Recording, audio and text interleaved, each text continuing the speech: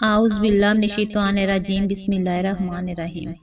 حضرت موسیٰ رضی اللہ تعالیٰ عنہ نے کہا، اے رب، جب آپ کو کوئی فرما بردار بلاتا ہے تو آپ اسے کیا کہتے ہیں؟ ارشاد ہوا، میں کہتا ہوں لبیک۔ پھر انہوں نے پوچھا، جب زاہد کہتا ہے تب کیا فرماتے ہیں؟ ارشاد ہوا، میں لبیک کہتا ہوں۔ انہوں نے پوچھا، جب روزہ دار کہتا ہے؟ ارشاد ہوا، میں لبیک کہتا ہوں۔ انہوں نے کہا، جب گناہ گار کہتا ہے؟ ارشاد ہوا، میں کہتا ہوں لبیک لبیک لبیک۔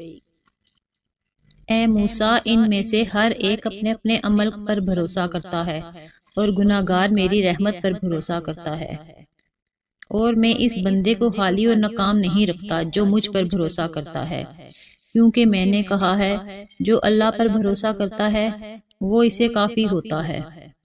نبی صلی اللہ علیہ وآلہ وسلم نے فرمایا ہے، بے شک اللہ اور اس کے فرشتے ان لوگوں پر رحمت بھیجتے ہیں جو اپنے گناہ کا اعتراف کر لیتے ہیں۔